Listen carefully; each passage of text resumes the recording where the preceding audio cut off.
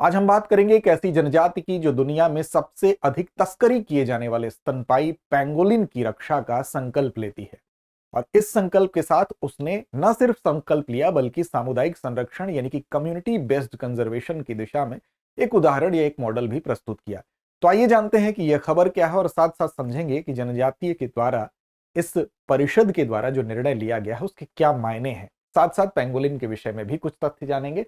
तो चलिए शुरुआत करते हैं। पेंगोलिन की रक्षा अब करेगी यह जनजाति। सबसे पहले जानते हैं कि जनजाति कौन सी है। तो यह जनजाति है आपकी नागालैंड की और इस जनजाति का नाम है संगतम समुदाय, संगतम जनजाति। तो नागालैंड की इस जनजाति ने क्या किया है, अपने अधिकार क्षेत्र में, जो इसका पारंपरिक अधिकार क्षेत्र था जहां पर यह पाई जाती है, उस क्षेत्र में यह निर्णय लिया है, अपनी परिषद में इस बात को प्रस्ताव पारित किया है कि हम इस क्षेत्र में न तो पेंगोलिन का शिकार होने देंगे और न ही यहां पर उसका अवैध व्यापार होने देंगे। अब पेंगोलिन की रक्षा करने का प्रस्ताव पारित करने के पीछे क्या उद्देश्य है और साथ साथ इसका असर क्या होगा, इन दोनों चीजों को समझेंगे, लेकिन साथ साथ कुछ मूलभूत तथ्यों के साथ। सबसे पहले जानते हैं कि संगतम समुदाय जो है यानी कि ये जनजाति जो है नागालैंड में किस जिले में पाई जाती है। तो देखिए यहां पर दो जिले आपको दिखाई दे रहे हैं नागालैंड में।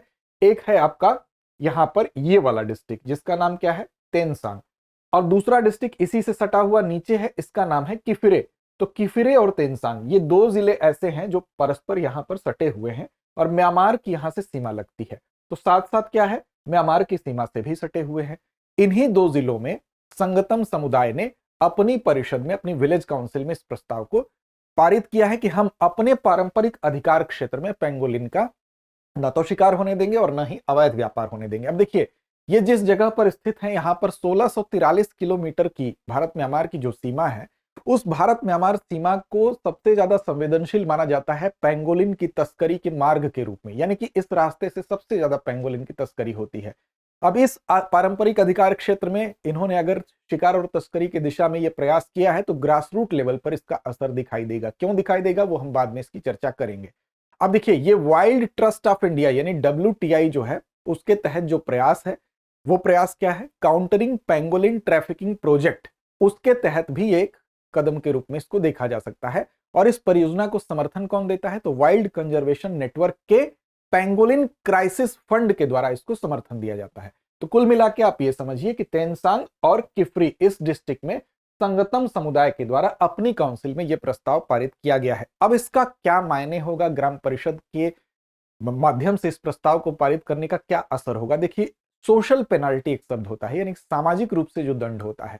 तो सोशल पेनाल्टी कब असरदार होती है, समुदाय आधारित व्यवस्था जहां पर मजबूत होती है, जिसका इंपैक्ट ज्यादा होता है, उस पर भी हम चर्चा करेंगे। लेकिन उससे पहले जरूरी है आपके लिए समझना पेंगोलिन के विषय में। तो देखिए पेंगोलिन के बारे में अगर बात करें तो पेंगोलिन जो होता है इस तरह का कुछ ये जीव दिखाई देता है।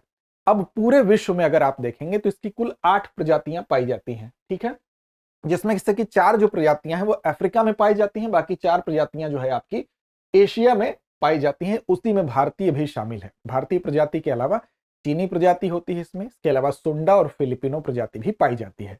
तो 4 प्रजातियां एशिया में है। अब ये किस क्षेत्र में पाई जाती हैं, तो उष्ण कटिबंधीय क्षेत्रों में ये पाई जाती हैं और साथ साथ ये जो घास के मैदान है वहां भी पाई जाएंगी। इसके अलावा ये कृषि क्षेत्रों के और जहां पर मानव गतिविधियां हैं उसके आसपास ये दिखाई देते हैं।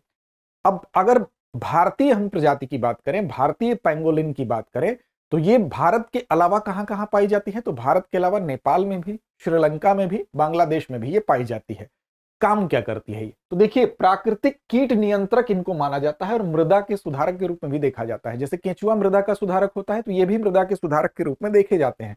प्राकृतिक कीट नियंत्रण, क्योंकि कीड़ों को ये खाने का, दीमक को खाने का काम करते हैं, तो दीमक जो कि सर्वाधिक नुकसान पहुंचाने वाली चीज है वो इसको खाते हैं ये पेंगोलिन, तो उस तरह से भी लाभ पहुंचाते हैं। और जो मिट्टी होती है उसमें वातन की क्रिया को बढ़ाते हैं, यानी वायु जो मिट्टी में प्रवेश करती है उस क्रिया को बढ़ाने का ये काम करते हैं। तो इस तरह से ये आप देखेंगे प्राकृतिक कीट नियंत्रक भी है और मृदा के सुधारक भी हैं। तो ये इस दृष्टिकोण से भी महत्वपूर्ण है।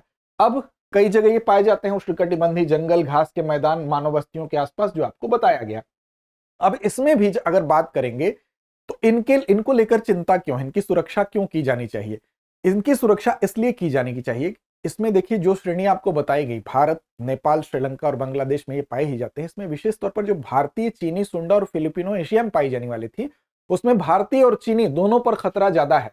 भारतीय पेंगोलिन की बात करें तो ये लुप्त प्राय श्रेणी में है, और चीनी पेंगोलिन की बात करें ये तो गंभीर रूप से लुप्त प्राय श्रेणी में है। तो हालांकि हमारे यहाँ जो पेंगोलिन पाई जाती है वो चीनी पेंगोलिन की तुलना में थोड़ा खतरा कम है, लेकिन ये भी लुप्त प्राय की स्थिति में पहुंच चुका है। तो ऐसी दिशा में आईयूसीएन की जो रेड लिस्ट है उसमें लुप्त प्राय की श्रेणी में यह है। पहली चिंता की बात यह है। दूसरी है वन्यजीव संरक्षण अधिनियम 1972 की अनुसूची 1 में भी यह है, और साथ साथ साइट्स के परिशिष्ट 1 में भी है। तो इसके संरक्षण की कुल मिलाकर आवश्यकता ज्यादा है, और पारिस्थितिकी दृष्टिकोण से इसका जो इंपॉर्टेंस है वो इसको और ज्यादा बनाता है। अब खतरा इस पर क्या है, क्यों इस पर खतरा ज्यादा होता है? तो देखिए, खतरा इस पर इसलिए ज्यादा है क्योंकि इसकी कुछ प्रॉपर्टीज ऐसी हैं जिसको लेकर इसका अवैध व्यापार होता है।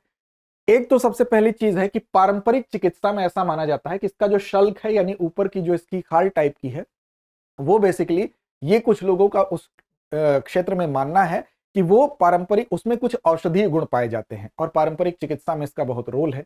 हालांकि वैज्ञानिक दृष्टिकोण से ये बात पुष्ट नहीं है, क्योंकि ये केराटिन की बनी होती है जिससे हमारे नाखून बने होते हैं, तो इसमें कुछ ऐसा तत्व पाए जाने की बात नहीं है। लेकिन फिर भी ये मान्यता है, इसकी वजह से इसकी तस्करी होती है, इसका शिकार भी किया जाता है। इसके अलावा विलासिता की वस्तु के रूप में भी देखी जाती है। इसका जो मीट होता है उसकी डिमांड एशिया के अलावा अफ्रीकन कंट्रीज में बहुत ज्यादा है, और इसका मीट बहुत ही मतलब प्रेस्टिजियस माना जाता है। ये माना जाता है कि बहुत बहुमूल्य इसका मीट है, और ये विलासिता की एक वस्तु के रूप में इसको देखा जाता है। तो दोनों ही दृष्टिकोण से इसका अवैध व्यापार होता है। अब इसको लेकर नेशनल लॉ भी और इंटरनेशनल ट्रीटी भी इसको कहती है कि इस पर रोक लगाई जानी चाहिए। इस वजह से इसका शिकार ज्यादा होता है। साथ साथ जिस क्षेत्र में ये है उस क्षेत्र की अगर बात करें तो इंडो म्यांमार जो जैव विविधता क्षेत्र जहां पर यह है वो हॉटस्पॉट भी है। हॉटस्पॉट का मतलब कि जहां पर जैव विविधता एक तो ज्यादा होती है, वहां पर एंडेमिक यानी कि स्थानिक प्रजातियां ज्यादा होती हैं, लेकिन वहां पर उन पर खतरा होता है, तो उसको उस खतरे के लिहाज से उसको हॉटस्पॉट बनाया जाता है। अब देखिए, नागालैंड की अब इस विलेज काउंसिल के द्वारा ये जो निर्णय लिया गया है, इसका इंपैक्ट क्या है, मुख्य बात पर आते हैं। तो देखिए, जो विलेज काउंसिल इस तरह की होती है, यानी कि ग्राम परिषद जो होती है जनजातीय समुदाय में, या जो ट्राइबल काउंसिल होती है, उसके द्वारा कोई निर्णय जब लिया जाता है जनजातीय परिषद द्वारा, तो वो सामाजिक रूप से नियम बनाए जाते हैं, यानी कि उसका उल्लंघन करने पर जो दंड होगा वो भी क्या होगा, सामाजिक होगा। अब ऐसी जगहों पर, खासकर जनजातीय समुदाय में जहां पर परंपरागत संस्थाओं का सम्मान बहुत ज्यादा है, तो परंपरागत संस्थाओं द्वारा बनाए गए जो वैल्यूज हैं, जो नियम हैं, उनको आज भी लोग बहुत मजबूती से उसका पालन करते हैं, और उसका उल्लंघन करने पर जो सामाजिक दंड दिया जाता है उसका असर ग्रासरूट लेवल पर बहुत ज्यादा है। उससे लोग उसका सम्मान करते हैं, उसका पालन करते हैं। इसलिए ये मानना है कि इस क्षेत्र में अगर ऐसी ग्राम परिषदें या इस तरह का ट्राइबल काउंसिल के द्वारा कोई नियम बनाया जाता है, पारित होता है, तो उसका पालन, इंप्लीमेंटेशन जो है वो बहुत ही सख्त तरीके से अपने आप होता है, एक सामाजिक दबाव के परिणाम स्वरूप। तो इसलिए इसका असर ग्रासरूट लेवल पर देखने की बात कही जा रही है। यानी कि जो समुदाय आधारित प्रयास है, ये उसका एक मॉडल या उसका एक उदाहरण, यानी कम्युनिटी बेस्ड कंजर्वेशन का एग्जाम्पल सेट करता है। मणिपुर में भी हाल ही में उरुखल जिला वहां पर है, वहां पर भी ऐसा ही एक आदेश पारित किया गया था, जो कि तंगखुल नागा अवुंगा लोंग ने, जो कि वहां की क्या थी, वहां की एक ट्राइबल एपेक्स बॉडी थी, इसी तरह की सर्वोच्च जनजाति सर्वोच्च निकाय था, उसने ये प्रस्ताव पारित किया था।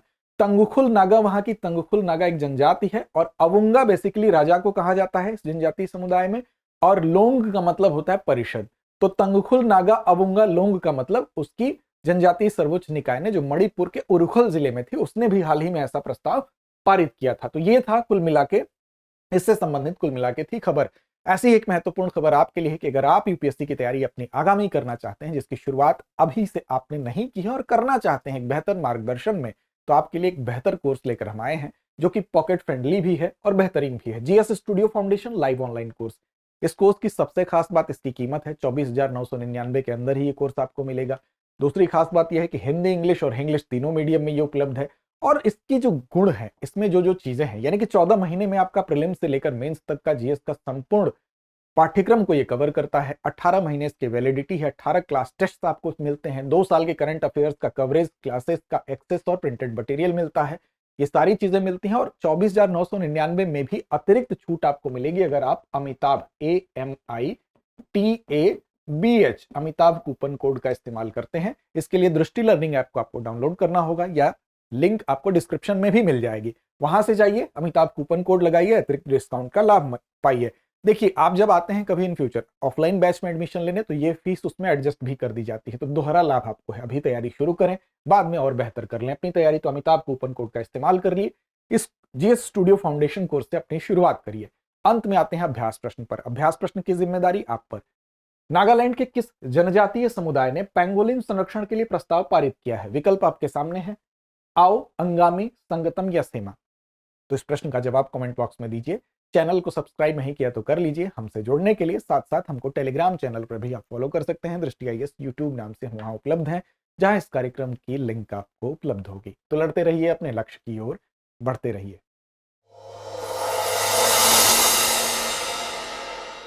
अब एग्जाम की तैयारी को और बेहतर करने के लिए हमारे चैनल को लाइक, शेयर और सब्सक्राइब करना ना भूलें।